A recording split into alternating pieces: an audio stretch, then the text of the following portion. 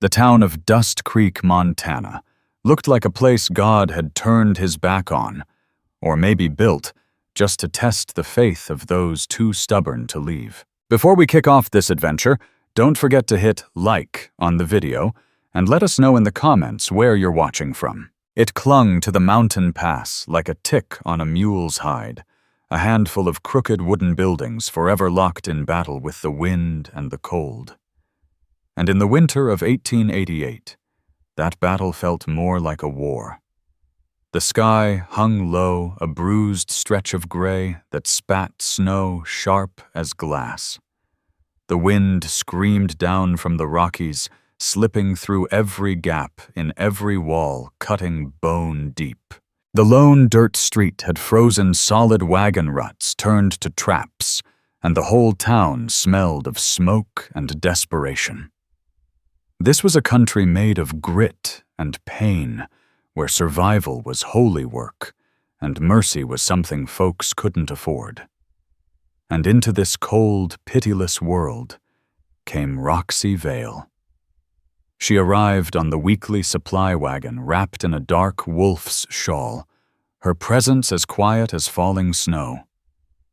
All she carried was one battered trunk and a grief that hung heavier than the mountain sky. Her husband, a man she'd known barely a year and buried 6 months after, had been swallowed by a collapsed silver mine 100 miles east.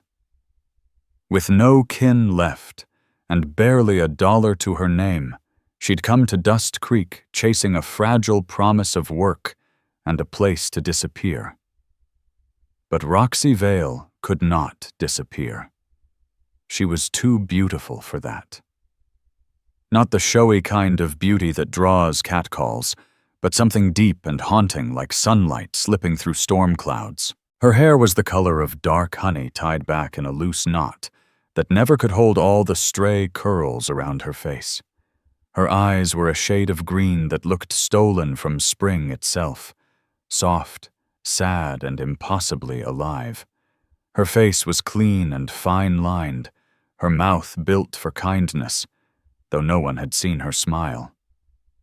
In a town full of wind-beaten faces and weary hearts, Roxy was like color splashed across a faded photograph.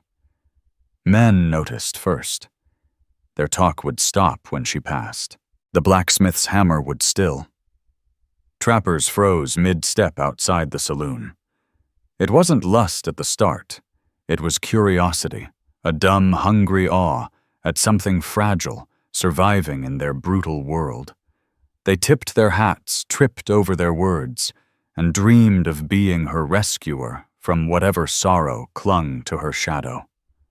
The women saw something different. To them, Roxy was a threat wrapped in grace, a spark that could burn their fragile lives to ash. Their husbands were hard, rough men, but they were their men. And Roxy Vale, with her quiet poise and downcast eyes, unsettled everything. The whispering started quick, carried by frozen breath in churchyards and around the mercantile porch. "Look at her May Crow," the preacher's wife muttered one morning, her mouth tight as a seam. "Swaying her hips like that, she's no better than she ought to be." "They say her man wasn't even cold before she packed her trunk," another added, pulling her shawl tighter. "Came here with those big, sad eyes looking for pity." Roxy felt every stare, every silence. She tried to shrink herself into the rough fabric of the town, kept her head bowed, her needs few, her words softer than snow. She scrubbed saloon floors before the drunks rolled in, took in mending for miners, baked bread for the lonely. Her hands grew red and raw, but she didn't complain. She even started a little school for the youngest of the Creek kids, trading lessons for firewood or bacon. She hoped foolishly that hard work would earn her place among them. But Dust Creek twisted every kindness into suspicion. Now she wasn't humble, she was cunning, working her way into their trust. High above town in a small cabin tucked in the aspens lived a man who saw her differently. Jax Creed. He was a man of few words and fewer friends, a rancher-hunter and loner by choice. His face looked carved from the same stone as the mountains, all sharp plains and quiet strength. His eyes cold and pale as the winter sky had seen too much of war and loss. Jax kept to himself, hunting deer, tending a few cattle, coming to town only when he needed coffee bullets or flour. He carried ghosts, some from the battlefield, others from home, and preferred the silence of trees to the noise of people. The first time he saw Roxy Vale was at Buck Holler's mercantile. She was haggling over a small bag of flour, her voice steady, though her hands shook. Buck, with his greasy grin, leaned on the counter and drew out her discomfort like a man savoring it. Jax stood in the back shadows, a sack of grain slung over one shoulder, and couldn't move. He saw what the others didn't. The tremor in her hands. The exhaustion behind those green eyes. The pride in her chin that refused to bow. Something long buried stirred in him, a protective instinct he thought the war had beaten out years ago. It hit him hard, sudden, and unwelcome. But there it was. He watched until she stepped out into the snow, her dark shawl vanishing in the wind. He paid for his goods without a word and headed back to the mountain, her face burned into his mind like a brand. It was an unwelcome ache, the kind that burned low and mean beneath a man's ribs. Jax Creed knew better than to let it grow. He'd seen light before flickering, warm, beautiful, and he'd watched it die every time he got too close. Men like him were made of shadow and smoke. They didn't belong in the light. He stayed there in Buck Holler's store until she vanished through the door, swallowed by the gray afternoon. Then he paid for his goods without a word, jaw-tight eyes dark, and climbed back toward the mountain. Still that face, Roxy Vale's face, stayed with him. As winter deepened, Dust Creek hardened too. The whispers that once slithered behind closed doors now hissed in the open. Tales about Roxy turned wild, ugly. A miner's wife swore her stew had soured after her husband complimented Roxy's bread. When a trapper's boy caught a fever talk, turned to witchcraft. The men's admiration became proof of her wicked power. No longer a lonely widow, she was a temptress. A siren. A curse. They began calling her the widow's hex in frightened tones, and the voice stirring that fear was May Crow. May had no children, something whispered about in kitchens and pews.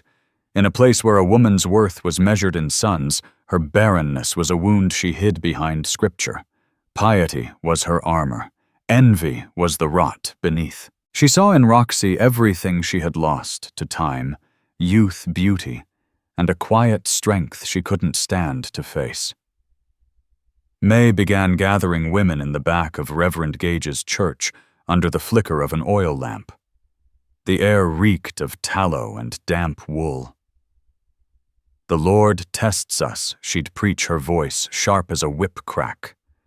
"He sends temptation among us to measure our faith. A viper walks among our homes, poisoning our men's hearts and mocking our vows. It's our holy duty to strike it down." The women sat still, their faces hollowed by fear and cold. They were worn out by hard lives and harder husbands. It was easier to blame one beautiful stranger for their misery than face their own emptiness. May's words gave them a purpose, a righteousness that felt like warmth. The breaking point came one Sunday. After service, a young ranch hand, Cody Briggs, drunk and stupid, bragged in the saloon that he'd pay a month's wages just to see Roxy Vale smile at him. His wife, Lila Briggs, barely 17, heard him. Her heart cracked like ice on a pond. That night she stumbled weeping to Reverend Gage's door, falling into May Crow's arms. And in that moment May saw her proof the serpent had struck. By midnight, the plan was sealed between a handful of women, their faith twisted into fury. They would not spill blood, no. Their godly hearts wouldn't allow it. They would cleanse the evil instead. They would send Roxy Vale to Deadman's Run. Let the water wash away her sin. 3 nights later the storm came, the kind that swallowed the world whole. Snow fell in violent waves, and the wind screamed like a dying soul. It was a night no decent folk would step outside, which made it perfect. Roxy had just finished tutoring Clay Boone's 2 young sons. She thanked Della Boone, pulled her shawl tight, and stepped out into the blizzard. The wind clawed at her face, tore her breath away, but she pressed on, head bowed, eyes squinting against the white rage. They came from the storm like phantoms, 4 figures wrapped in darkness, scarves hiding their faces. A hand clamped over her mouth. Another wrenched her arms behind her. Roxy kicked, struggled, gasped, but her cries were stolen by the wind. She was strong, but there were too many. They dragged her through the snow, away from the faint glow of town, toward the roaring voice of Deadman's Run. The river was a beast, that winter snarling with black ice and fury. The wooden bridge creaked beneath their boots. For a moment, they held her there, a sacrifice in the storm. Then one woman leaned close. Through the howl, Roxy heard May Crow's voice. Cold, calm, righteous. May God have mercy on your wicked soul. And they threw her in. The freezing water struck like a hammer to the chest. Air ripped from her lungs, her heart seized. Her heavy skirts dragged her under. The current tossed her, twisted her, dragged her down into the black. Above her, the snow already covered every footprint on the bridge. Back in Dust Creek, fires glowed behind shuttered windows. Husbands and wives lay in silence. Children dreamed. No one saw. No one heard. No one came. By morning, the beautiful widow was gone, claimed by the storm, erased by Deadman's Run.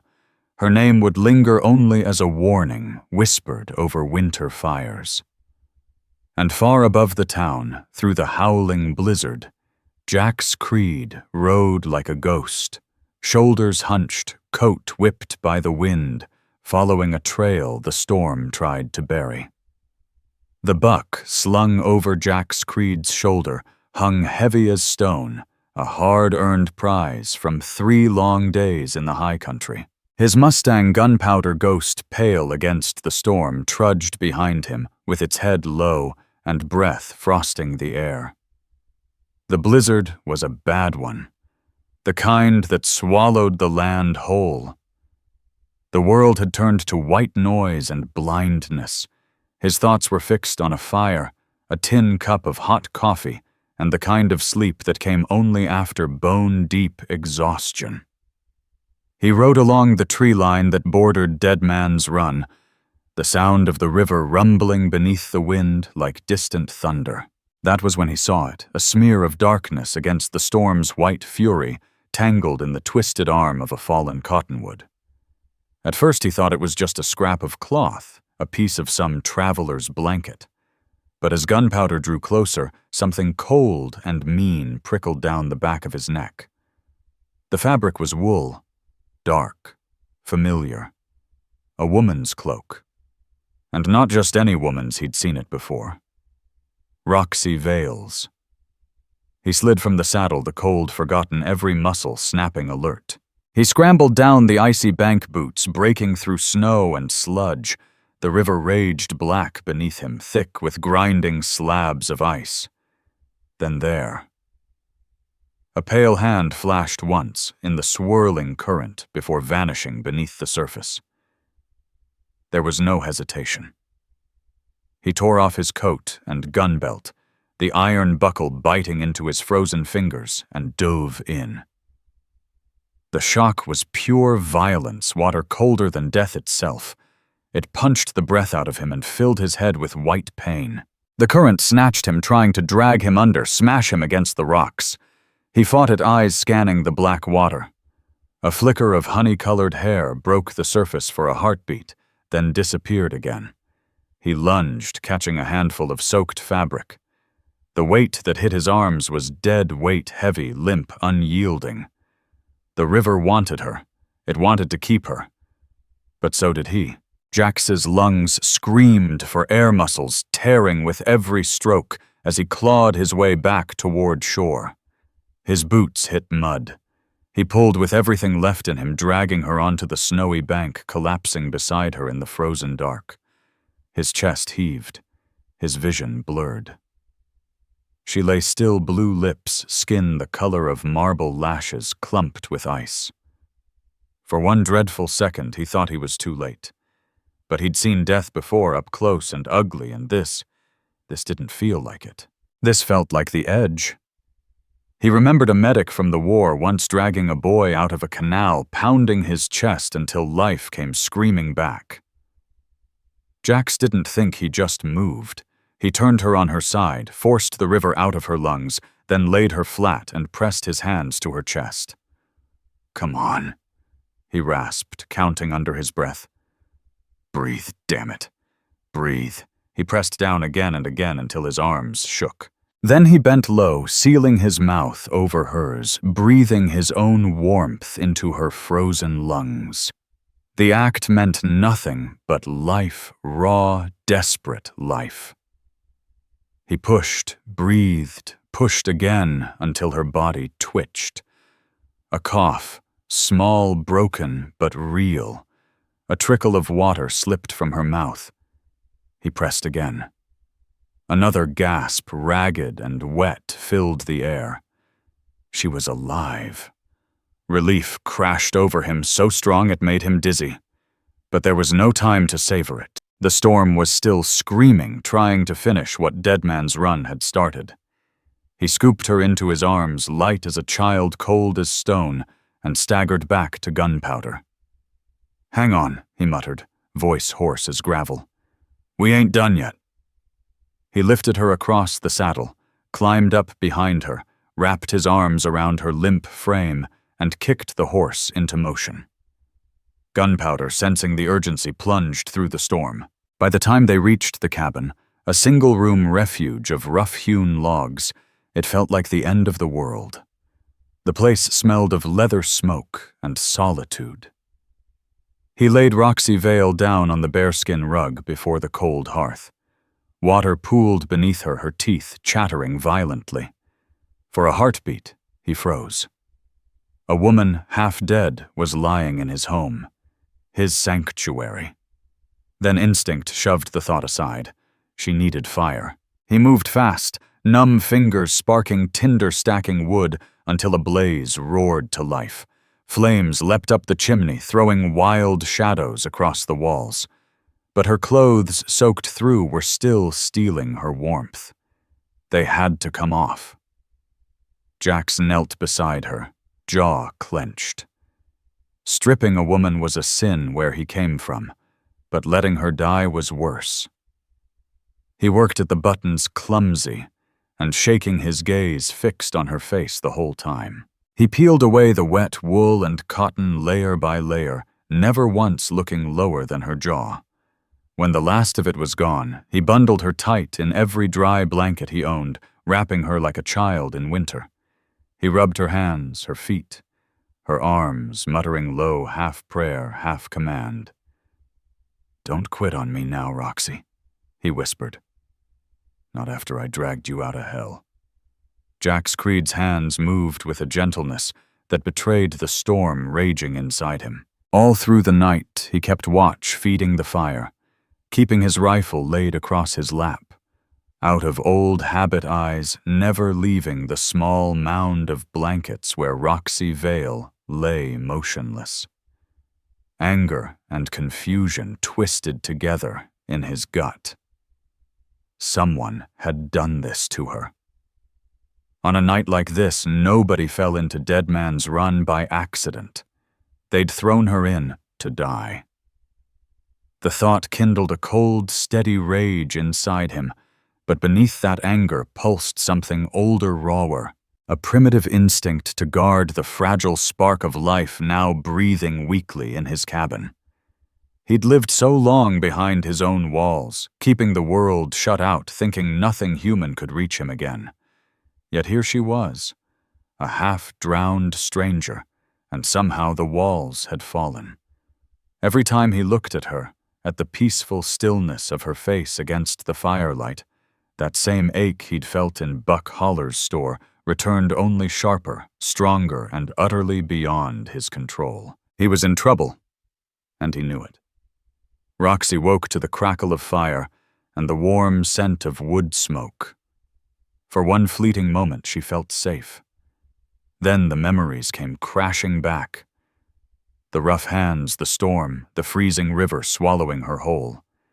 She gasped, eyes flying open, a scream breaking loose before she even knew she was awake. She was in a strange cabin. Rough-hewn walls, shadows dancing on timber, and a man by the fire, tall, broad, his back to her. When he turned at her cry, she recognized him instantly, the quiet loner from the store. She scrambled backward, clutching the blankets to her chin, heart hammering. She was naked beneath them, saved from the river maybe, but now trapped with a stranger. "Who are you? Where am I?" Her voice cracked hoarse and frightened. Jax lifted both hands slowly, palms out. His voice came low, calm, almost soothing. "You're safe," he said. "Name's Jax Creed. Found you in the river." Her eyes darted around the room, panic flooding her again. "Found her? Or finished what the others started?" "Stay away from me," she whispered, trembling. "Easy now," he said quietly. "I ain't gonna hurt you. You were near frozen when I found you. Had to get you warm or you wouldn't have made it." He nodded toward the fire. "You've been out for nearly a full day. Thought I'd lost you for sure." Something in his tone, plain, steady, without pity, chipped away at her fear. He wasn't threatening her. He was keeping his distance, speaking like a man calming a spooked horse. Slowly, her grip on the blanket loosened. She was weak, aching down to the bone, but alive. And this quiet man, this stranger, had saved her. For days, they lived in a fragile truce. The blizzard raged outside, cutting them off from the rest of the world. Roxy was too weak to rise from the bed Jax insisted she take, while he slept on the bearskin rug near the fire. He cooked for her simple meals of venison and coffee, setting them beside her, without a word. When not tending the fire, or checking on gunpowder, he sat in silence, cleaning his rifle, or mending old tack, his presence constant but unobtrusive. On the third night, the storm broke. Moonlight washed over a silent world of white, and the stars glittered like shards of ice. They sat by the fire, Roxy wrapped in a blanket, Jax with a tin cup of coffee in hand. "Why?" she asked softly, her voice still rough. "Why did you help me?" He stared into the flames for a long moment. "Nobody deserves to die like that," he said simply. She studied his face, hard and scarred by life, yet not cruel. She saw sorrow carved deep around his eyes. "They threw me in," she murmured, suddenly the words tumbling out. "The women. From town. They said I was a temptation." His jaw tightened, knuckles whitening around the cup. "Figured it was something like that," he said. He didn't offer pity, but the quiet fury in his eyes told her all she needed to know. He believed her completely. That silent belief was warmer than any comfort she'd ever been given. Something shifted between them that night. The silence no longer felt like distance, but understanding. Eventually, Jax spoke haltingly, at first voice rusty from years of disuse. He told her about growing up in an orphanage back east, running away at 15 to chase freedom, and finding only blood instead. He spoke of war, not the glory, but the mud, the fear, and the endless deaths. When his voice broke, it was over the name of his brother. "Kit," he said quietly. "Kid followed me into the war. Too young. Took shrapnel at Shiloh. died in my arms. His gaze stayed on the fire. I couldn't save him. Roxy listened, her heart aching for the boy he'd been and the broken man he'd become. For the first time in her life, she felt a bond stronger than fear or duty, something forged in pain, loss, and understanding. When he fell silent, she told him her own story. The arranged marriage to Saul Vale, a man twice her age who treated her like a possession, a fine horse to be kept quiet and well-fed. She spoke of the silence in that house, the loneliness, how she'd felt invisible long before she was widowed. He never asked what I wanted. She whispered, a single tear catching the firelight as it slid down her cheek. I don't think he cared if I dreamed at all. Jax Creed met her eyes across the flickering glow of the fire. His pale gaze didn't offer pity or soft words, only truth. And in that truth, Roxy Vale saw her own pain mirrored back at her. He didn't see her as temptation or scandal or a pretty face cursed with beauty. He saw a soul that had been beaten down and left standing. In that lonely cabin, two exiles of the world sat facing each other while the storm howled outside. And there, in the quiet between the crackle of flames, a fragile trust began to take root, something small, trembling, but alive. When the blizzard finally eased, the days that followed fell into a strange rhythm. Half survival, half something else, neither could name. The cabin that had been Jax's solitary world turned into a shared space. It was awkward, clumsy, like two strangers forced to dance without music. Jax had spent years alone, answering to no one, needing no one. Now every sound, every movement felt different. The smell of lavender soap lingered in the air. The faint rustle of skirts replaced the silence. He found himself moving quieter, watching where he stepped, aware of the weight of his own presence. And Roxy, though healing, carried exhaustion like a shadow. The chill of Deadman's run seemed buried in her bones. She hated feeling like a burden to the man who had dragged her from death's grip. For the first week, she barely spoke, sitting by the hearth, mending his worn shirts, her fingers trembling from weakness. Their shared meals were careful and quiet. Thank yous, whispered glances avoided. The air between them was thick with everything left unsaid. Yet Roxy's spirit wounded as it was refused to stay idle. Once strength began to return, she started setting order to his bachelor chaos. She swept, arranged his supplies, and turned his rough cooking into real meals. The cabin filled with the smell of bread and venison stew, and though Jax never said it aloud, every scent unsettled him. Gratitude wrestled with discomfort. She was making the place his, no longer just his. Then the thaw came. The snow cracked and melted under a bright sky, and the world outside softened enough to work again.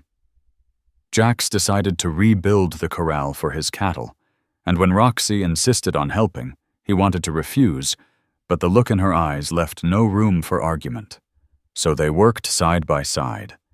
He split timber with clean, powerful strokes while she hauled smaller posts through the slush. He showed her how to strip bark with the draw knife, his hands brushing hers now and then, each touch quick, electric, dangerous.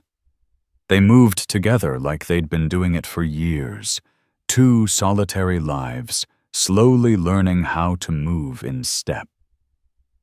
He began noticing how the sunlight caught the gold in her hair, how determination sharpened her features.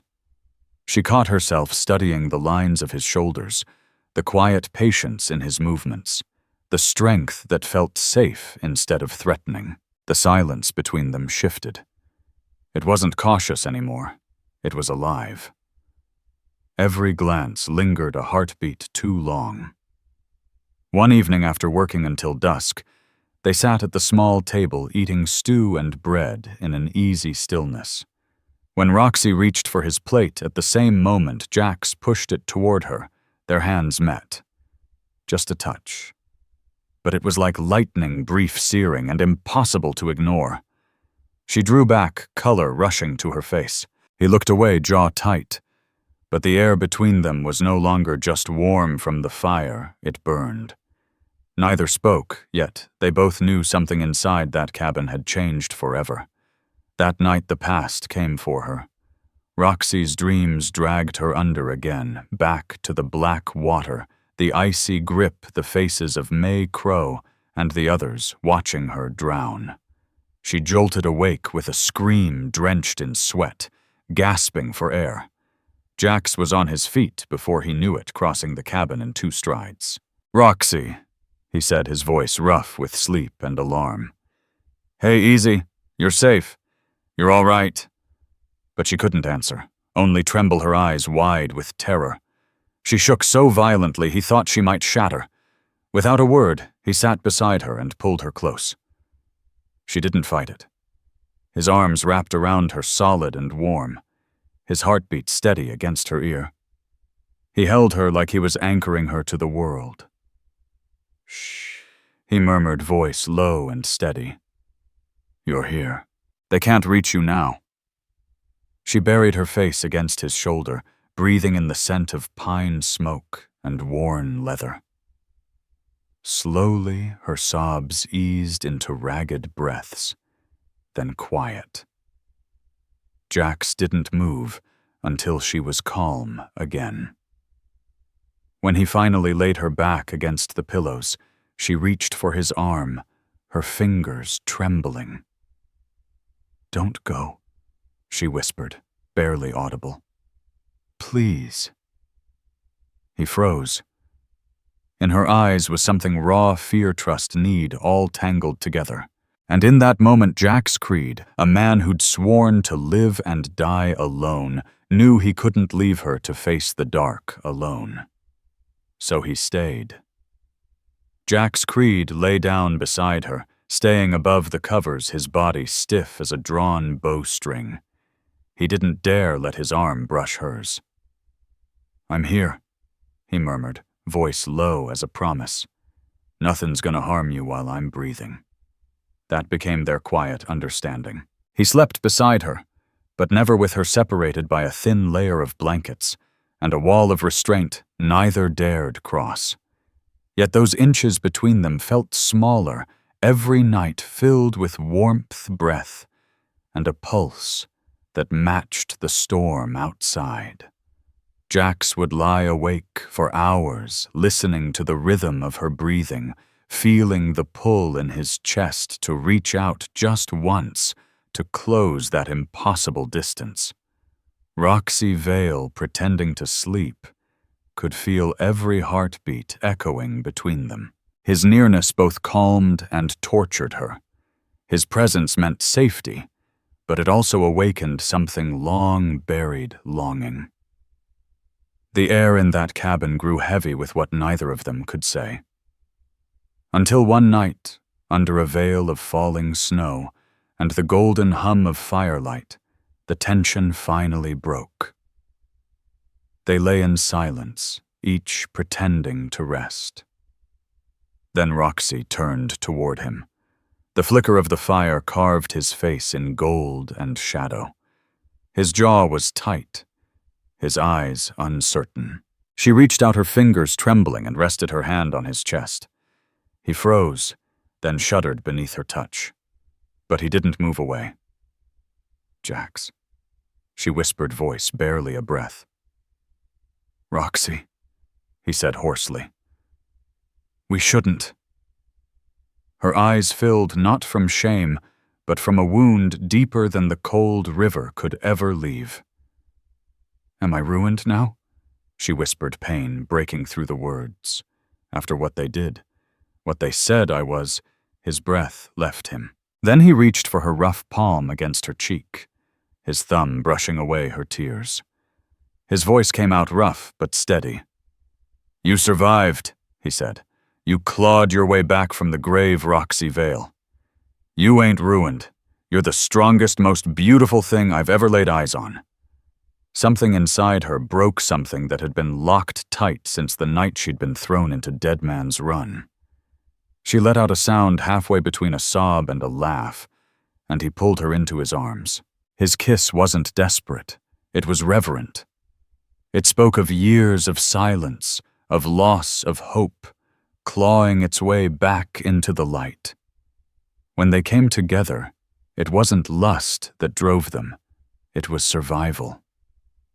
Healing. The slow rediscovery of what it meant to be alive. They moved as if afraid to break each other, every touch deliberate, every breath a prayer.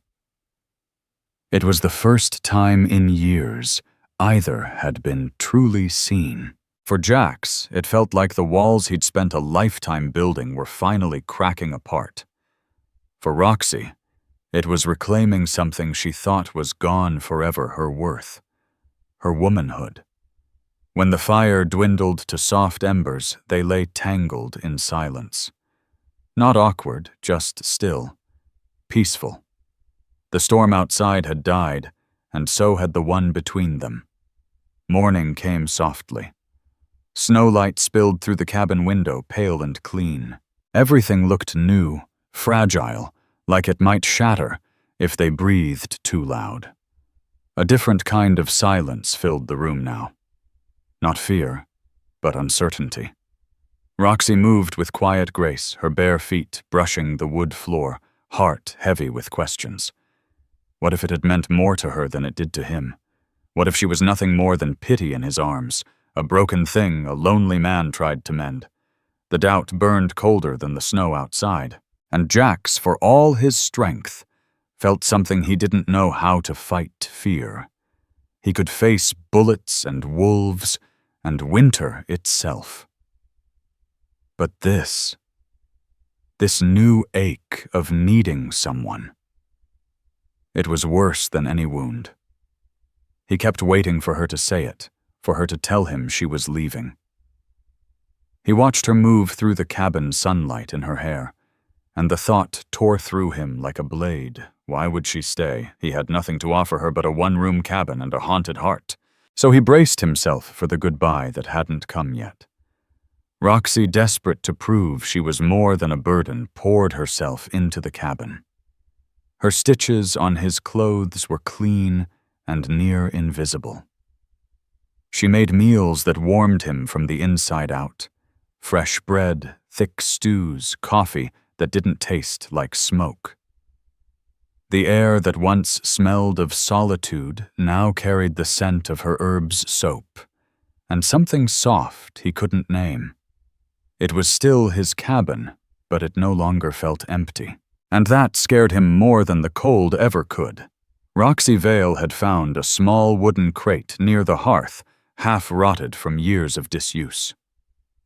She filled it with dark, thawed earth, scraped from beneath the cabin's floorboards, earth that still held warmth from the fire, and pressed into it a few precious seeds she'd carried all the way from her old life. A handful of hope. Within days, tiny green shoots began to rise against the bleak gray of winter. It was nothing more than a patch of dirt and fragile sprouts, but to Jax Creed, it was a miracle. He watched her bring life back into a place that had known nothing but silence and smoke. He hadn't realized how cold his world had been until she filled it with warmth. She wasn't just healing her body, she was quietly stitching his soul back together, one tender act at a time. Then, one evening, as the sky turned to fire over the snowy peaks, Jax made a decision before he could talk himself out of it. "Come on," he said roughly, reaching for his coat. "There's something I want to show you." He saddled Gunpowder, and for the first time lifted her up onto the horse himself. When he climbed up behind her, she leaned into him without thinking, her back against his chest, the beat of his heart steady against her shoulder. His arm came around her waist, firm but protective, as he guided the horse into a slow climb toward the ridge. They rode in silence. The high meadow opened before them, a vast, untouched world of snow glowing rose and gold under the dying sun. It was a beauty almost too perfect to look at, and yet it carried a quiet ache, as if they both knew this moment couldn't last. The crunch of gunpowder's hooves, the warmth of their breath in the cold, the weight of her head leaning back against him, it was all the language they needed. He was showing her his world wild and unyielding, and in doing so he was offering her a piece of himself. By the time they returned, twilight had deepened into indigo. The cabin glowed with firelight, and something inside Jax cracked open. He took off his hat, holding it in his hands as if unsure what to do with them. His face was drawn tight with a sincerity that shook even him. "Roxy," he began, his voice rough as gravel. "Marry me." The words hung in the air, heavy and trembling. Her breath caught. For a moment her heart leapt, then dropped like a stone. Marriage. A home. A life with the man who had saved her in every way a person could be saved. It was everything she wanted, and everything she feared. She saw the hope in his eyes, raw and unguarded, and it terrified her. She took a step back, shaking her head. "Jax." "No, you don't know what you're asking." "I know I can't wake up and find you gone," he said, his voice low, ragged. "This place, it didn't feel like home till you walked into it." "You don't understand," she whispered, her eyes bright with tears. "I'm cursed. The things they said about me, the hate they carry, it doesn't fade. It'll follow me. It'll find me." Her voice broke. "And if I stay, it'll find you too. They'll hate you for standing beside me. They'll destroy you like they tried to destroy me." Her words hit him like a hammer blow. He flinched, the rejection carving lines into his weathered face. But she wasn't rejecting him, she was trying to protect him from the ghosts that still hunted her. For the first time, Jax understood the river hadn't been the only thing she'd barely escaped. Down in Dust Creek, the thaw had turned the streets to mud, but the chill of judgment clung to every porch and parlor. Folks said the widow Vale had simply lost her way during the storm, frozen somewhere in the wilderness, a sad tale, but a convenient one. That story held for a time, until the mountains started whispering. A trapper named Hank Crow claimed he'd seen a woman's figure move past the window of Jax Creed's cabin. Two ranch boys chasing a stray calf swore they'd heard a woman's laughter on the wind. The talk began to spread like fire through dry brush. Only now it came with a new, darker twist. They said it wasn't Roxy Vale up there. It was her ghost. A restless spirit haunting the man who failed to save her. But May Crow, the pastor's wife, knew better. Her prayers had never killed the serpent. The viper, as she called Roxy, was still alive. And worse, she had bewitched the mountain hermit into her sin. May's righteous fury, banked all winter, finally caught flame. She sent for a man named Flint Red. Not a lawman, not by any measure, but a gun for hire, a hard man who made hard problems disappear. His eyes were the color of storm clouds, and his face was cut by an old scar that told of violence long past. They met in the back of Reverend Gage's church, where candlelight flickered against polished wood. "There's a woman," May said, her tone flat as stone. "Living up in the hills with Jax Creed. She's a poison in our midst. Bring her back, the town will see to her fate." Flint didn't blink. "That'll cost you." May slid a heavy purse of coins across the table. "The Lord's work," she said, "is worth the price." A week later, the mountain thaw was in full swing, and Jax was packing his gear for a long hunt. Their supplies were low, and the game was on the move. He hated the thought of leaving her alone, but necessity left no choice. 3 days he promised, holding her close by the cabin door. 4 at most. "You keep the door bolted. Don't open it for anyone but me." Roxy nodded, trying to hide the unease that fluttered in her chest. "Just come back safe." He kissed her, then slow and lingering, the kind that carried more than words could say before mounting gunpowder. He turned once before disappearing into the trees, and there she stood, framed in the doorway of his cabin, a lone figure against a vast, indifferent wilderness. Neither of them knew it yet, but the storm that waited this time wasn't made of snow. Roxy Vale spent the next 2 days wrapped in a restless unease. Every creak of the cabin walls, every whisper of wind through the pines set her nerves on edge. She kept the fire roaring and a pot of stew simmering, as if warmth itself could guard her until Jax Creed returned. On the third evening, as twilight bled into the forest, she heard a sound outside. Not the steady rhythm of gunpowder's hooves.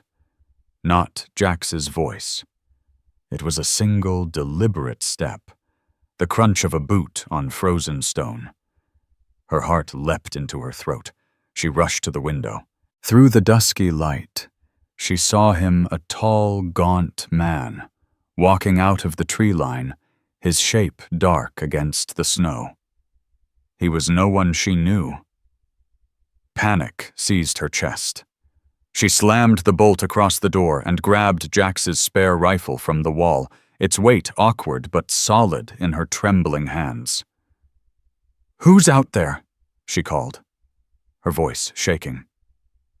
Silence. Then, a thunderous crack as a boot struck the door. The wood groaned. Another blow splintered the frame. On the third, the hinges gave way, and the door flew open. A man stood there, backlit by the dying light. His face was lean and weathered, his eyes the color of gunmetal, flat, cold, merciless. "Flint Red. The pastor's wife sends her regards," he said, his voice calm as death. Roxy raised the rifle. "Stay back," she warned. "I'll shoot." Flint smirked a humorless twist of the mouth and stepped forward slow and deliberate, like a wolf testing the air before it strikes. "I don't think you will." He lunged. She fired, but fear made her aim wild, and the shot tore a splinter from the log wall instead of his chest. Before she could reload, he was on her. The rifle flew from her hands. She kicked, clawed, and fought like a trapped wildcat, but he was stronger iron hands closing around her wrists. From his belt he pulled a burlap sack and yanked it down over her head, plunging her into suffocating darkness. He bound her hands tight and slung her over his shoulder like she weighed nothing at all. Her world spun firelight cold air, the scent of stew she'd made for Jax, all fading behind her as she was carried into the night. When she woke, the air was damp and foul. She was underground. The cellar beneath Reverend Gage's church had always been a place for forgotten things, rotting potatoes, cracked hymn books, rusted lamps. Now it was a prison. A single lantern cast sickly light on the stone walls, and the stench of mold filled her lungs. Her wrists burned from the coarse rope binding them. She sat shivering, her body aching, her mind clawing for calm.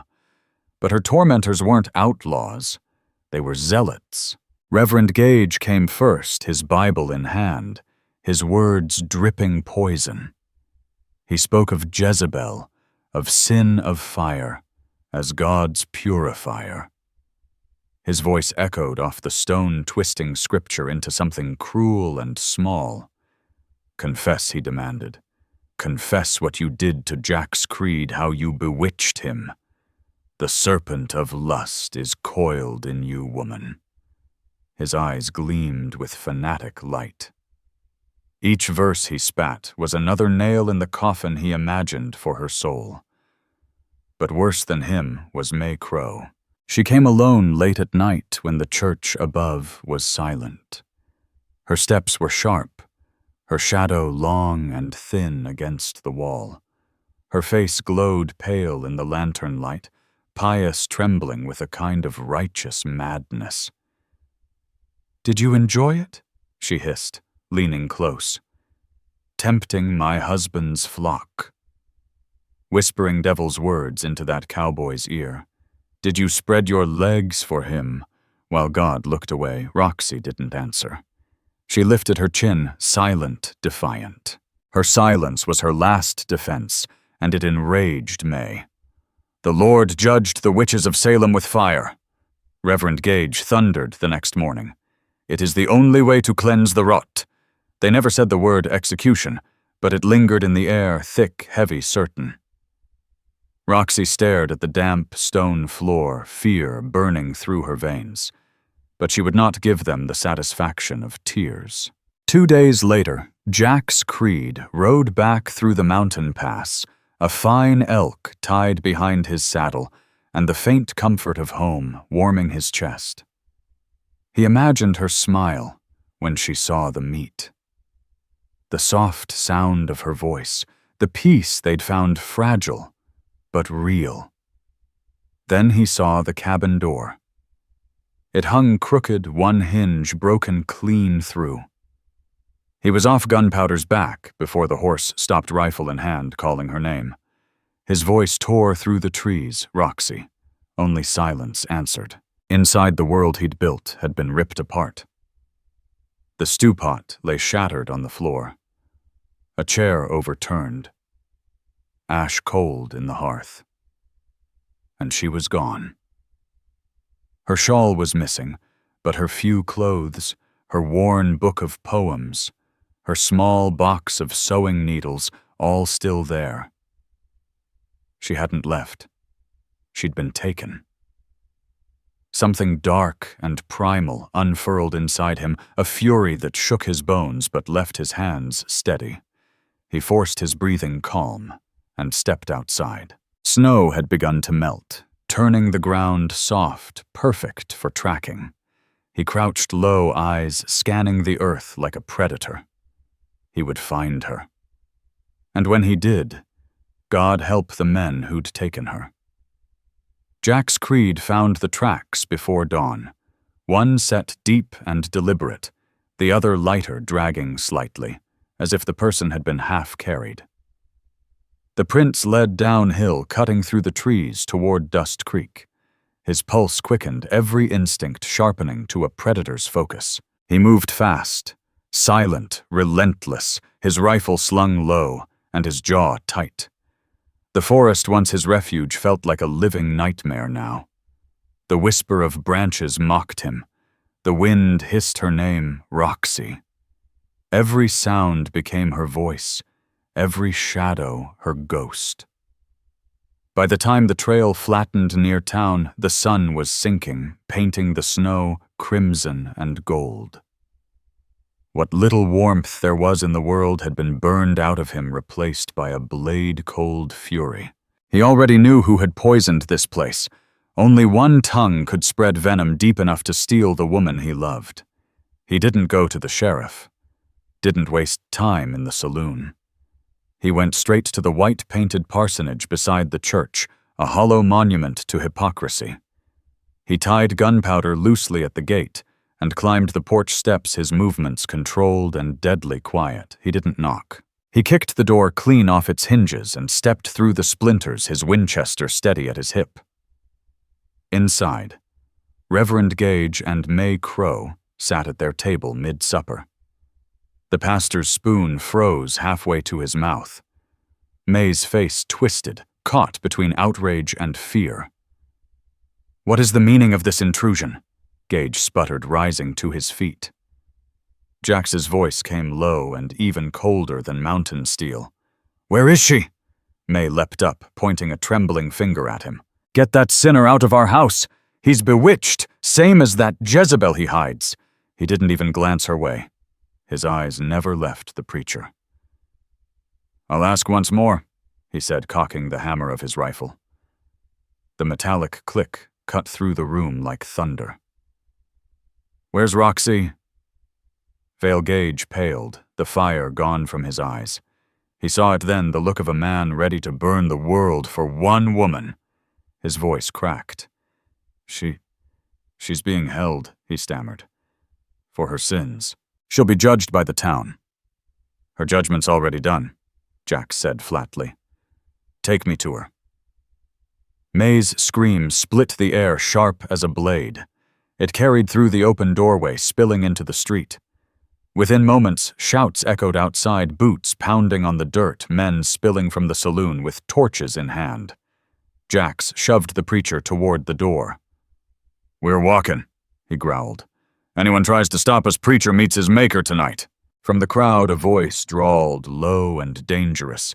You best put that rifle down, cowboy. Flint Red stepped out of the torchlight, long coat dusted with snow, one hand hovering near his revolver. His eyes hard and gray as slate measured Jax with calm detachment. The air thickened. Jax pressed the rifle barrel against Gage's back. You move, old man, and you die first. For a heartbeat, no one moved. Then someone emboldened by whiskey and the mob hurled a rock. It struck Jax's shoulder. He staggered just slightly, and in that split second, Flint lunged. The two collided. The rifle kicked skyward as a shot tore through the ceiling. Chaos erupted. Jax slammed the butt of his gun into Flint's face, drawing blood, but a half-dozen hands grabbed him from behind. He fought like a wounded bear, wild and merciless, his fists cracking jaws, his boots driving men backward. But they kept coming, fueled by fear and drink and righteousness. A shovel handle cracked against his knees, dropping him hard. Boots struck ribs, fists rained down. The world blurred red and white, the roar of the mob a dull, distant thunder. Then the church doors opened. May Crow stepped onto the porch, her face lit with a triumphant glow. And before her, pushed into the light, was Roxy Vale. Behold the harlot! May cried, her voice ringing through the night. The witch who brought this plague upon our town. Roxy stumbled forward, blinking against the glare. Her hands were bound, her face smeared with dirt, but her eyes, those fierce green eyes, were alive. She saw Jax on the ground, bleeding, barely conscious, his breath ragged in the cold. Something inside her snapped. The fear, the shame, the silence, all of it burned away in an instant. With a raw cry, she tore her hands free from the loose knots, surprising even May. She ran from the porch, shoving through the stunned crowd, and dropped to her knees beside Jax. "Stop!" she shouted, her voice clear and defiant. "Stop this madness!" Her body shielded his as she turned to face them, her hair wild, her eyes blazing like wildfire.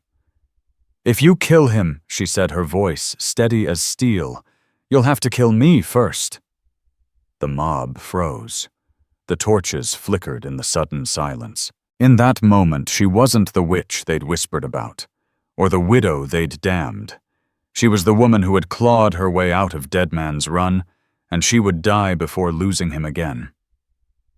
Even the youngest men, the Boone boys, Cody Briggs, hesitated. Doubt crept in where hate had lived.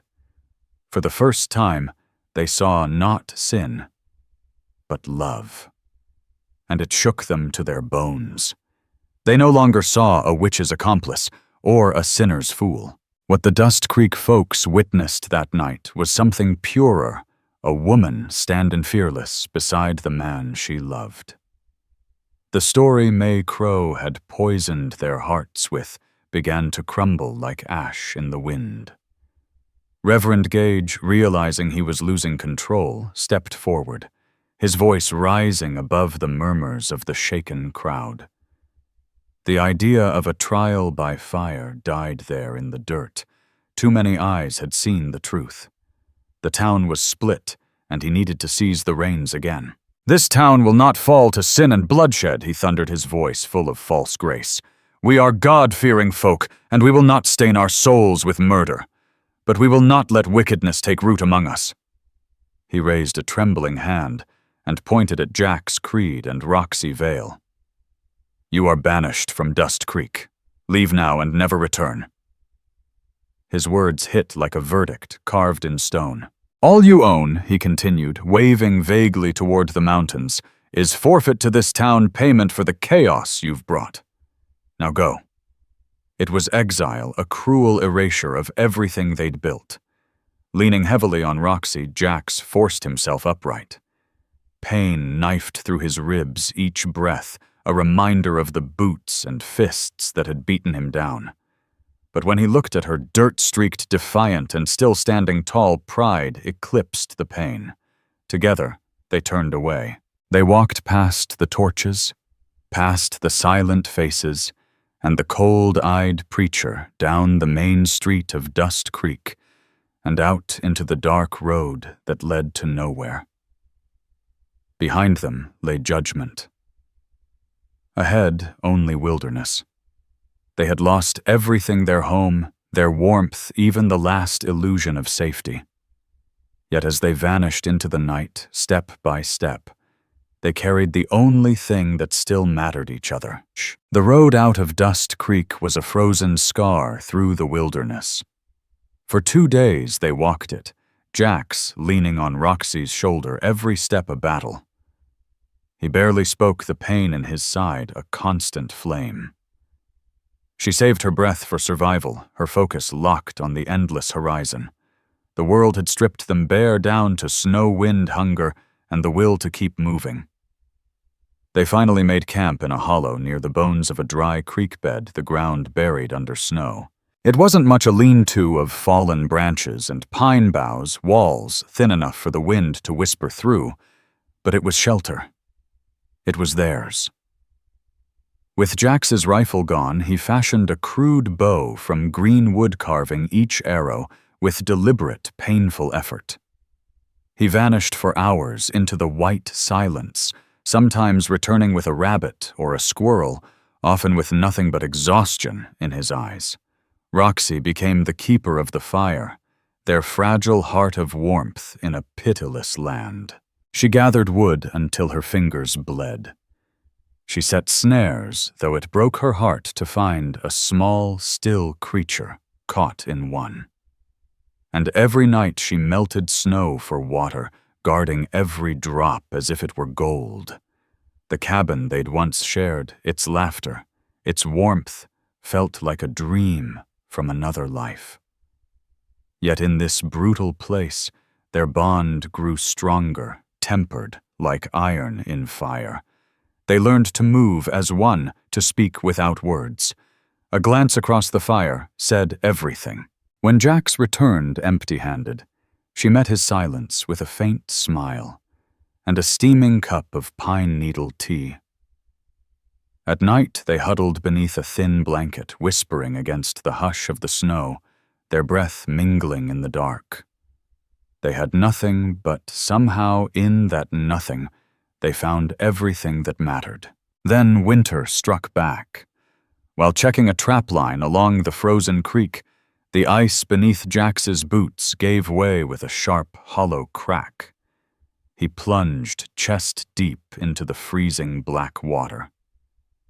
The shock stole his breath, but he clawed his way out, gasping, soaked to the bone. By the time he stumbled back to camp, his clothes had turned to ice. His skin was white, his lips dark blue. Roxy's heart nearly stopped. She dragged him inside, tore the frozen clothes from his body, and wrapped him in their one threadbare blanket. She built the fire high, its flames licking the air, and pressed her body to his, willing her warmth into him. But by morning the shivering had stopped, replaced by a burning fever. His skin flushed hot, his eyes glassy. The lean-to became a prison of smoke and snow, and Roxy's world narrowed to one purpose: keep him alive. He drifted in and out, muttering names she didn't know, Kit mostly. His mind lost in fevered dreams. Roxy was utterly alone. She became relentless, sleepless, a force of sheer will. Every few hours she braved the cold to gather more wood. She melted snow, forcing spoonfuls of water between his cracked lips. She brewed a bitter tea from the last dried herbs in her pouch, praying it would draw the fever out. When his skin burned hottest, she pressed snow-wrapped cloths to his forehead, her tears freezing before they fell. At night, when the wolves howled across the valley, she held him from behind her cheek, against his spine, whispering into the darkness, as if her words could anchor him to life. Days blurred into a sleepless vigil. His breathing grew shallow, his face hollowed and pale. And in her chest, a crushing guilt settled like ice. She looked at him, the man who had saved her, the man she'd doomed to this, and the thought she'd tried to outrun finally caught her. She had brought death to his door. Her curse, as she once called it, had followed them deep into the wilderness, and now it was coming for the only man who had ever shown her real kindness. In her heart, Roxy Vale was certain Jax Creed was dying because of her. Guilt gnawed at her soul like a starving animal, and sometime before dawn, in that bleak, colorless hour, when hope burns faintest, an idea took root, desperate, reckless, born of love and penance. She dug through their meager supplies until she found the stub of a pencil and a scrap of paper she'd nearly used for kindling. Sitting close to the fire, she used a strip of bark as a makeshift desk. Her fingers were stiff and cracked from cold, her letters uneven, but her purpose clear. To the people of Dust Creek, I write to beg for the life of Jax Creed. He has done no wrong, only shown compassion to a woman you cast out. He is dying now because of the judgment that fell on me. I am the one you wanted gone, so I will go. I swear to you I'll walk west and never return. My shadow will never again fall on your town or your church or your valley. I will disappear. All I ask is mercy for him. Send someone for him. Let him live. He does not deserve to die out here because of me. Roxy Vale. She folded the note, her hands shaking so violently she almost tore it. Leaving him would be worse than the river that had nearly taken her life, but watching him die would be worse still. At first light, she decided she'd pin the letter to their shelter and start walking toward town. Somehow she'd get it there. Somehow she'd make them listen. It was all she had left to offer him. Exhausted beyond reason, she lay down beside Jax one last time, tears freezing on her lashes as she drifted into a dreamless sleep. A touch on her hair pulled her back from the edge of slumber. She opened her eyes and gasped. Jax was awake. His eyes, no longer glassy or fever-bright, were clear, focused, alive. His lips curved faintly. "Roxy," he rasped, voice weak and raw. Her breath hitched. "Jax," she whispered, her hand trembling as it brushed his cheek. His skin was cool now, damp with sweat the fever had broken. Relief hit her so hard it felt like pain. Then his gaze shifted. He saw the folded paper lying on the blanket between them. Before she could stop him, his hand shaky but sure reached for it. He unfolded it slowly. As his eyes traced the words, the faint color drained from his face. The weak joy in his expression turned to something raw and wounded. When he looked up at her, he didn't look angry. He looked shattered. "No," he whispered hoarsely. The paper slipped from his fingers. His arm went around her, pulling her close with a strength she didn't think he still had. "Don't you ever think that," he choked, his voice breaking. "Don't you ever." She sobbed against his chest, her tears soaking through the fabric of his shirt. "If you leave," he whispered fiercely into her hair, "I won't survive. I don't mean the fever, Roxy. I mean me. I won't survive without you." His words shattered the last wall she'd built inside herself. All the guilt, the shame, the fear gone. She clung to him, holding on, as if the world outside no longer existed. They were two worn, hungry souls, wrapped in rags and firelight. But in that moment they had everything. He cupped her face, his pale eyes burning with quiet certainty. "There's no life for me without you in it," he said, voice rough but sure. She looked at him, the man who had pulled her from Deadman's run, the man who had dragged her soul back from the dark, and she knew he spoke the truth. Her own life had begun again the moment his hand found hers. A small, trembling smile touched her lips. She brushed her thumb along his jaw. "Then we'll have to survive together," she whispered. "And if the river takes me again, you'd better be there to pull me out." Spring came to the high country like a thunderclap fierce and sudden tearing winter's grip apart. The snow melted into streams that danced through black earth, coaxing shoots of green from the soil. The air filled with the scent of pine and wet dirt, and for Jax and Roxy, who had clawed their way through the worst the mountains could offer, it felt as though the world itself was being reborn. The dry creek near their shelter came alive with clear, laughing water. On a small, flat rise beside it, they decided to begin again. They worked from dawn to dusk, moving in perfect rhythm, no words needed. Jax, his strength restored, felled young lodgepole pines, the echo of his axe rolling through the valley. Roxy stripped the bark-packed mud and moss between the logs and helped raise the timbers.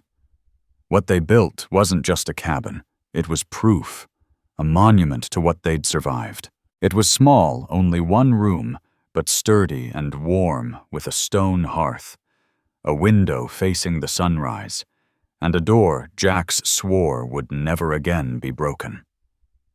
As they worked, they laughed, they teased, they planned. And as the walls rose around them, so did something even stronger, the quiet, steady certainty of love that had nothing left to prove. By the time the cabin stood finished, the valley glowed with life again, and one evening as the sun sank low over the creek, Jax Creed had one last surprise waiting for her. He'd been keeping something secret for weeks, working by lantern light long after sundown, planing and sanding wood until his hands were raw. And one quiet evening, Jax Creed finally showed Roxy Vale what he'd been building. It wasn't much by frontier standards, a simple bookshelf made of pale aspen, its joints seamless, its surface smooth as silk. But to her it was worth more than gold. It wasn't just a gift. It was a promise of life beyond mere survival. A place for words, for dreams, for the woman she used to be before the river, before the shame, before the wilderness stripped everything away. Tears filled her eyes as she ran her fingers over the grain. Jax had built it not just for her, but because he saw her. Not the broken outcast, not the widow they tried to drown, but the educated, spirited woman who still burned beneath the scars. Their little homestead, known simply as the Creek, slowly drew notice. Hunters, trappers, solitary souls who had long turned their backs on the judgmental stares of Dust Creek drifted toward the smoke rising from a new chimney. They came out of curiosity and stayed for warmth. They found not ghosts or sinners, but a man softened by love, and a woman whose quiet grace had the power to still the wind. When Roxy saw the children wild, unschooled barefoot among the pines, she found her new calling. Using charcoal and a scrap of bark, she began teaching letters and numbers by the fire. Before long, a handful of kids gathered there each morning, tracing words with trembling fingers, while the scent of pine and wood smoke hung in the air. In return, their families left small offerings, venison trout or a pouch of salt. And so without meaning to, Roxy and Jax built something bigger than a home. They built a community woven together by kindness and necessity rather than judgment and fear. For the first time, Roxy felt peace, not the fragile, fleeting kind, but something deeper. A peace that came from belonging. But peace never lasts long in the West. By midsummer, word began drifting up the mountain trails. There was sickness in Dust Creek. A fever brought by a traveler from the east, violent, fast, and merciless. It started with chills. Then came the thirst, the delirium. Those who survived were left weak, broken. Most didn't survive at all. The town's aging doctor had only whiskey and laudanum, and both ran out before the first week was over. Panic took hold. The same people who once cried for judgment now prayed for mercy, their voices rising through the church rafters as the bell tolled again and again for the dead. Down in the forge, Clay Boone, whose sons Roxy had once taught to read, remembered something she'd said. How she'd served as a nurse during the war, tending to men dying of fever and worse. He mentioned it in Buck Holler's general store. At first there was silence, then disbelief, then desperate hope. The witch, the harlot, the woman they'd thrown to the river. But fear is a sharper knife than pride, and as more coffins filled the frozen ground, their defiance gave way to dread. Finally, a small group of riders led by Clay Boone himself set out for the creek. When they appeared at the edge of the clearing, Roxy and Jax were splitting wood. The men dismounted slowly, their faces pale and hollow-eyed. Jax stepped forward first, his hand resting near the pistol on his hip. "You've got a lot of nerve coming here," he said flatly. Clay couldn't meet his gaze. "Ma'am," he started, his voice trembling. "Miss Vale, the town's dyin'. There's a fever bad one. My wife's down. We're buryin' 3 a day." He swallowed hard. "You were a nurse once." We need you." The clearing went still. Only the creek's murmur broke the silence. Jax's face turned to stone. He remembered their boots slamming into his ribs, the sound of Roxy screaming as they dragged her away. "You threw her out," he said coldly. "You tried to kill her. Now you crawl back because you're scared." Roxy laid a gentle hand on his arm. "Jax," she whispered. She looked at the men, the fear etched into every line of their faces. She didn't see enemies. She saw fathers, husbands, people terrified of losing everything. "I'll come," she said quietly. That night they argued. "You can't go back there," Jax said, his voice rough with panic. "They'll turn on you again. They always do." "They're dying," Roxy answered softly. "Children, Jax. I took an oath once. Cruelty doesn't void compassion. I can't let them die if I can help it." He stared at her, torn between love and fury. But when he saw the resolve in her eyes, the same fire that had pulled her from Deadman's Run, he knew nothing would change her mind. "Then we go together," he said. Their return to Dust Creek was like stepping into another world. The streets were nearly empty, the air heavy with sickness and silence. People watched from behind curtains, their faces masked with cloth. Shame and hope mingled in their eyes. Roxy and Jax were given an abandoned shack to work from, and soon the sick began arriving in droves. Roxy changed before his eyes. The quiet survivor became Nurse Vale, steady and commanding. She taught the women to boil water to burn soiled rags, to isolate the ill. She sent Jax and the healthy men to gather herbs, yarrow, willow, bark, boneset. She brewed tea, sponged fevered brows, whispered prayers over the dying. Her touch brought calm even when there was no cure. Jax never left her side. He was her guard, her runner, her strength when she had none left. Then came the day May Crow fell ill. The same woman who had called Roxy a witch now lay delirious in the very parsonage where her doom had once been plotted. And when Roxy Vale stepped across that threshold, the town held its breath. She felt the tremor long before she reached the door, that cold, familiar whisper of fear she thought she'd buried. The memory of the cellar, the rope, the darkness. But Roxy Vale didn't stop. She stepped into the parsonage bedroom, and there on the bed lay her tormentor. May Crow, once proud and venomous, was reduced to a trembling shadow of herself. Her face flushed with fever, her lips cracked as she rasped for water. For a heartbeat, Roxy froze, staring at the same woman who had branded her a witch and cast her into Deadman's Run. The thought flickered, leave her. Let her choke on her own sins. Let God pass the final judgment. But compassion, the truest part of Roxy's soul, refused to let her walk away. She poured a cup of water, lifted May's head with trembling gentleness, and let her drink. She bathed her face with cool cloths, whispered soft words of comfort, and treated her with the same care she'd given strangers, soldiers, and dying children. There was no forgiveness in her voice, only mercy. And in that mercy she performed a greater act of grace than any sermon Reverend Gage had ever spoken. Word spread fast through Dust Creek. The woman they'd cast out, the one they'd left for dead, was the same woman saving them. She was nursing her worst enemy back to life.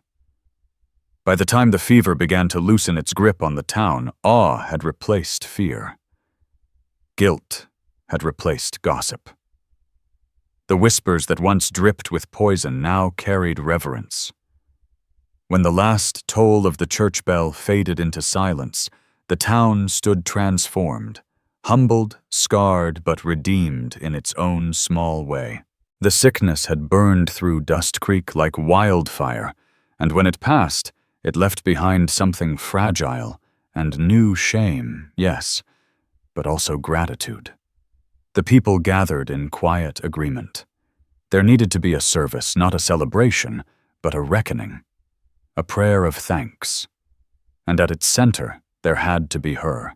Clay Boone, the blacksmith, rode up to the creek himself. He found Roxy and Jax Creed sitting on the bench outside their cabin, watching sunlight flicker through young aspen leaves. The air was rich with the scent of spring, the sound of the creek running high. Clay dismounted slowly, hat in hand, his voice heavy with emotion. "Miss Vale." "Jax," he said, eyes fixed on the dirt. "The town's holding a service this Sunday, a day of thanks." He swallowed hard. "They'd be honored if you'd come. Folks want to thank you. They're asking if you'd speak." Jax's jaw tightened, every muscle in his body going still. The thought of her standing in that church again in front of the people who'd once tried to kill her felt unbearable. But when he looked at Roxy, there was no fear in her eyes, only calm resolve. This was a river she had to cross, and she'd do it on her own 2 feet. "We'll be there," she said simply. When Sunday came, Dust Creek's little church was fuller than it had been in years. No stiff-backed pride now, only quiet humility. Men removed their hats, women bowed their heads. Even the air felt different, reverent, heavy with things unsaid. May Crow sat in the front pew, pale and shrunken, her strength spent. Her body had been broken by the fever, but her pride had been broken by Roxy's grace. She sat alone, trembling hands folded in her lap, waiting. Then the doors opened. Roxy and Jax entered side by side. The room fell silent. All that could be heard was the soft echo of their boots on the wooden floor. They walked down the same aisle where she'd once been dragged like a criminal, and this time the people parted for her. They took the back pew, Jax's arm protectively around her shoulders. After a few hymns and a halting prayer from Reverend Gage, his voice cracked with remorse, he looked toward the congregation. "Now," he said quietly, "we will hear from the woman to whom we owe our very lives." He paused, the weight of the moment thick in his throat. Mrs. Roxy Vale. Every head turned, every heart held still. Roxy rose. Her steps were steady, sure. She moved toward the pulpit, the morning light streaming through the stained glass behind her. She didn't look like a victim. She looked like something forged, scarred, yes, but unbreakable. She rested her hands lightly on the worn wood, scanning the faces before her, the same faces that once looked on her with disgust. "I'm not here to speak of sickness," she began, her voice soft, yet carrying through the hush, "but of healing. We've all been touched by fever, by fear, and by grace. But there are other fevers that spread through the soul, envy, pride, and hate, and those," she said, eyes sweeping the room, "can be far more deadly."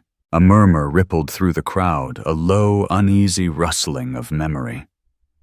Roxy drew a slow breath. "There was a night last winter," she said evenly, "when I was taken from my home and thrown into the river. I was told that my face, the face God gave me, was a curse, that I was a temptation, that I needed to be washed clean." Her gaze flicked toward May Crow, not accusing, simply remembering. "I tell you this," she said, voice steady as a heartbeat, not to wound old scars, but to close them with the truth. "Beauty Roxy Vale," began her voice, soft but unshakable, "is not a curse. It's not a weapon to be feared or a sin to be punished. It's a reflection of the divine, like wildflowers blooming on a lonely prairie, or the last light of the sun kissing the mountain peaks." Her gaze swept across the silent church. "It's the hatred in our own hearts that turns beauty into danger. It's our fear that makes it something ugly." She paused, letting the words settle like dust in sunlight. "In that river," she continued quietly, "I thought I was going to die. But I was pulled from the darkness by a man who saw me, truly saw me, not as temptation, not as a burden, but as a person. He gave me shelter when I had none, and safety when the world turned its back. Out there in the wild, stripped of everything, I learned what it really means to survive." Her voice warmed, carrying strength instead of sorrow. "It isn't about the strength in your hands. It's about the grace in your heart. It's about learning to forgive, not because someone deserves it, but because you deserve peace." Her eyes found Jax Creed at the back of the church, and a soft smile curved her lips.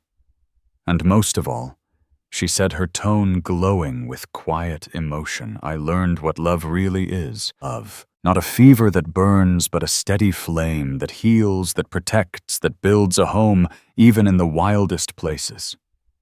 That love brought me back to life. That love," she finished, her voice trembling just slightly, "is the only grace I'll ever need." Silence fell, the deep kind that fills a church like a heartbeat. It was a silence of awe, of repentance, and of something sacred. And then a single sound. Bootsteps. Slow, purposeful. Jax Creed was walking down the aisle. His eyes never left her. He stopped at the pulpit, facing her beneath the colored light of the stained glass window. In front of the whole town, the same people who'd once condemned her, he took her hands in his. His voice, though rough, carried to every corner of the room. "Roxy Vale." He said his words steady, despite the tremor in his chest. "You once told me you couldn't marry me, that your past would follow us both. But look around." He gestured to the faces watching in silence. This is our life now. Right here. Right now, in front of God and everyone, I'm asking you again.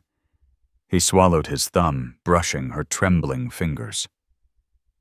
Will you be my wife? Roxy's eyes filled, her voice breaking as she whispered, Yes. Oh yes, Jax. The church erupted in a sound that began as a single clap. Clay Boone's then grew into thunderous applause. It rolled through the rafters, a sound not just of celebration, but redemption. Jax slipped a small, hand-carved wooden ring onto her finger. He bent and kissed her, and the entire town rose to their feet. From the front pew, a little girl, Shiley Boone Clay's youngest, ran forward, clutching a bunch of purple mountain asters. For you, Miss Roxy, she said shyly. Roxy knelt, her smile soft and luminous, as she took the flowers. Thank you, sweetheart, she whispered. They didn't stay for the feast that followed. Hand in hand, they stepped out of the church and into the late afternoon sun, leaving behind the town, the whispers, the ghosts. The ride back to the creek was quiet. Peaceful.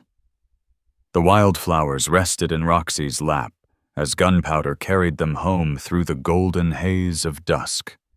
That evening, they stood outside their cabin, the one they'd built with their own hands, watching the sun set over the jagged peaks of the Rockies. The sky burned crimson and violet, and Jax wrapped his arms around her from behind. Two silhouettes against the dying light, no longer outcasts, no longer damned. They had found home. She had once been thrown into Deadman's Run for being too beautiful.